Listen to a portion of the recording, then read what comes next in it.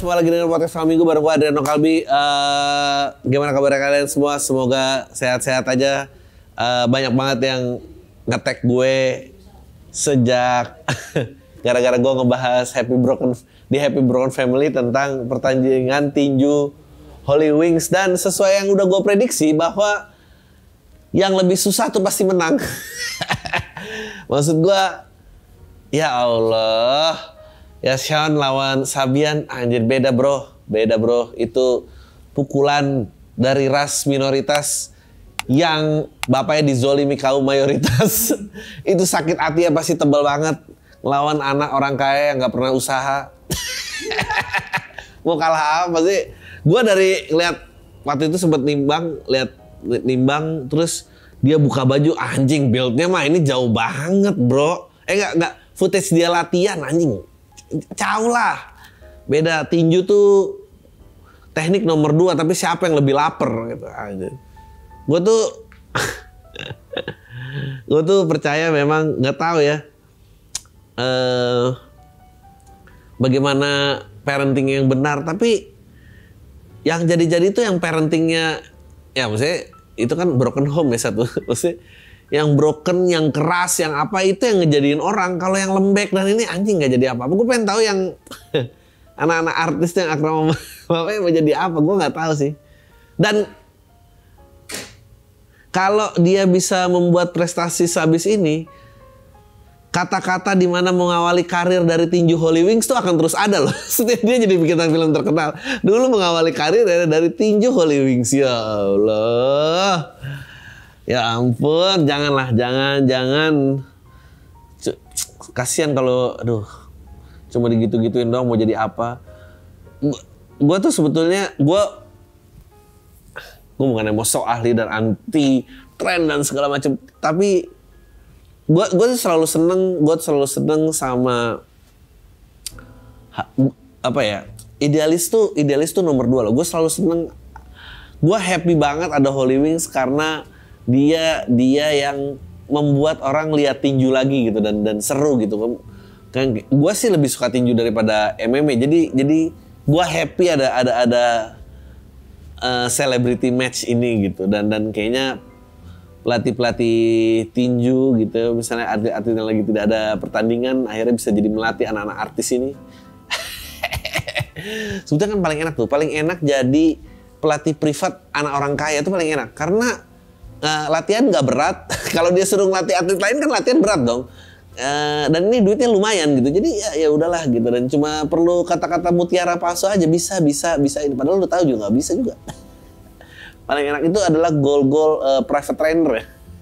Mendapatkan pelanggan yang kaya, ya ampun. Anjir nih, Mario Lawalata lawan Roy Ricardo, 42 tahun lawan 33 tahun, cari penyakit, pasti kalah yang tua, kalah. Irma Darmawangsa, Barbie Kumalasari, who the hell? Gue gak tahu ini siapa. Theodorus Ginting lawan Andika Mames. Oh ya, Theodorus Ginting. Gue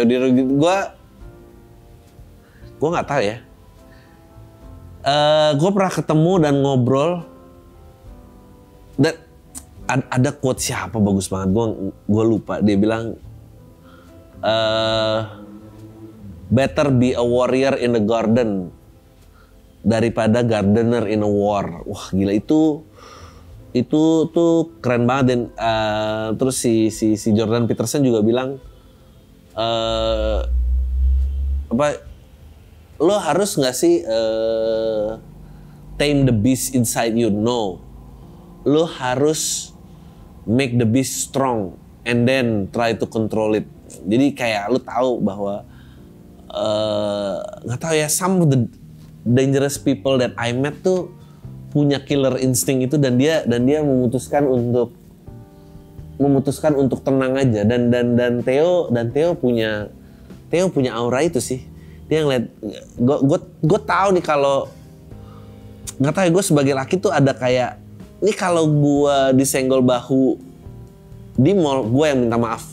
Maksudnya dia punya aura itu. Ada orang-orang yang disenggol tuh pengen gue tampol-tampolan, tapi kalau orang ini disenggol, gue kayak, bang minta maaf bang gitu. Dan gue yakin dia juga orang yang itu. Jadi kayak, ya nggak tahu ya, gue rasa emang jauh gitu being a master sama yang cuma ikut-ikut aja dan dia punya itu, dan dia salah satu orang yang mengerikan pada saat gua temuin. Tapi susahnya adalah yang petinju-petinju amatir atau yang profesional awal, karir stuck aja gitu nggak deh. Jadi nggak kelihatan. Vincent Renaldi El Rumi, gue nggak tahu nih konfliknya apa ya, kenapa jadi berantem gini. Tapi lucu banget bapaknya. Ini baru anak ayah anjing. Kayak gue tuh dulu kecil dididik kayak gitu tuh, 5 tahun kalau berantem anak komplek jangan pulang kalau masih nangis anjing, lawan lagi aja. Ya udah 30 tahun masih pujiannya itu juga. Gak tau lah berarti, tapi dia udah hampir 30 loh gue rasa. Enggak 20-an ya, tetap udah ketuaan. Kristo Gara Sunan Agung Amoragam, ya ampun susah. Filipus Rangga, nggak ada yang Paisa Andreas. Menurut gua anjing, tapi emang gua nggak tahu ya, kayak kita perlu nggak sih sedemokratis ini, maksudnya ada loh orang-orang yang dihargai dengan skillnya. Gua tuh dilematis, gua seneng orang jadi ngeliat tinju lagi, tapi gua kasihan sama orang-orang yang mendedikasikan hidupnya buat tinju karena orang-orang yang punya following jadi bikin lebih rame. Selalu itulah, demokratis apa idealis tuh selalu gitu. Jobasan Harman Waru, repot. Ini tuh kayak band-band yang bawain lagu sendiri di cafe gitu, semua orang gak ada yang mau dengerin, kecuali abis itu leave the door open baru deh ya. Leonardo Jordan, Tobing Rider, ya Allah siapa? Dinar Candy, Nikita Mirzani. Ya ampun. Ya repot lah. Oh ya, berita selanjutnya. 4 lelaki Bekasi bikin skenario pura-pura mati demi klaim asuransi 3 miliar. Gokil. Gua selalu menikmati berita-berita. Gue suka kon artis tuh, gue suka penipu-penipu tuh gue suka. Apalagi yang ditipu adalah asuransi. Masukan kematian demi pencairan pernah terjadi di berbagai macam wilayah Indonesia. Makanya sampai saat ini ada profesi detektif kejahatan asuransi di negara ini, gokil. 4 sekawan WS 35 AM 37 DS 25 dan AR 35 mengeksekusi rencana yang sudah mereka siapkan sejak sebulan sebelumnya. Gokil. DS masih 25 tapi pertemanannya tua-tua ya. Dia mungkin adiknya yang nggak bisa dibawa-bawa abang ya, jadi ya nongkrong sama abang-abang ya. 4 pria asal Kabupaten Bekasi ini berupaya kreatif demi mencairkan uang asuransi milik WS senilai 3 miliar, gokil. Syaratnya cuma satu, WS harus mati terlebih dahulu. Skenario pura-pura mati akibat tabrak lari akhirnya dibuat, gokil. Berbagai macam peran dibagikan. WS dan AM akan menjadi korban tabrak mobil, sementara DS dan AR berperan sebagai saksi yang melapor ke polisi. Gokil, gokil bagi tugas.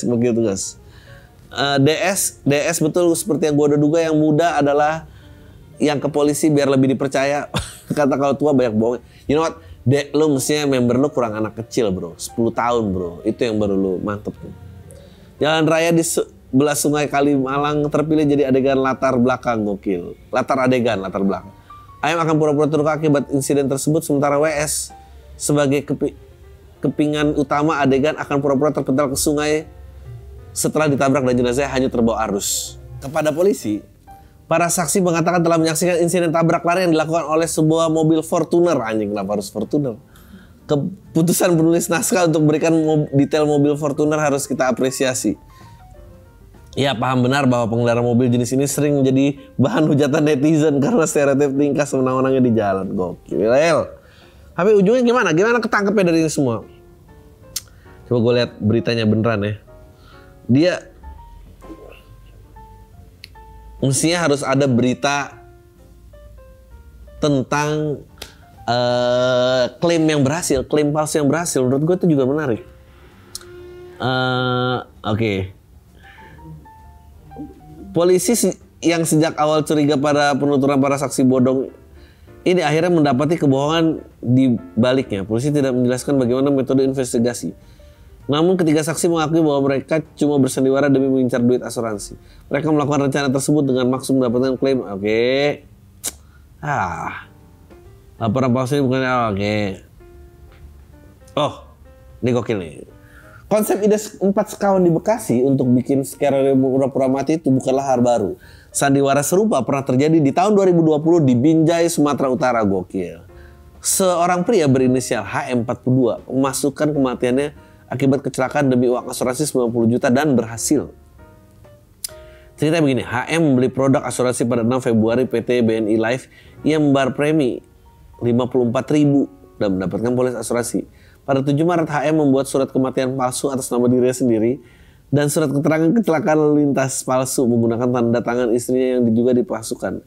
Ia mengirim berkas tersebut kepada PT BNI Life di Indonesia pada tanggal 30 Maret. Perusahaan tersebut melakukan transfer 90 juta ke rekening. Gokil. Kalau saja HM tidak serakah, modus ini bisa saja tidak pernah terungkap. Namun ia malah mengulanginya lagi. Kayaknya serakah tuh nggak bagus ya di berbagai macam skenario, bahkan melakukan kejahatan sekalipun serakah itu akan buat lu blunder gitu. Ya ampun, kali ini dengan skenario kematian istrinya. Ya ampun, mengatakan PT BNI Life curiga karena HM tertulis sebagai ahli waris kematian istrinya. Ya Allah, padahal di data mereka HM udah meninggal dunia. Tolol. Kemudian karena berhasil di percobaan pertama, lalu dibuat lagi cerita palsu istri telah meninggal. Ya, mesti jangan istrinya. Dia nggak mau bagi-bagi sih. Mesti lu pakai skenario lo di orang lain, baru nih dapet.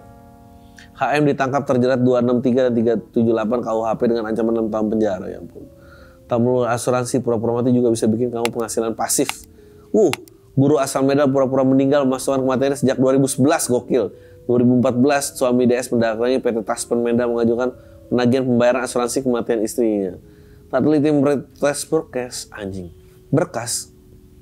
Oh, Taspen gini nih ya, lucu juga ya, mencairkan dana yang diminta suami DS. Akhirnya baru terungkap 2018. Badan Pengawas Keuangan dan Pembangunan Sumatera Utara menyebut total kerugian negara gara-gara DS sebesar 373. Gokil.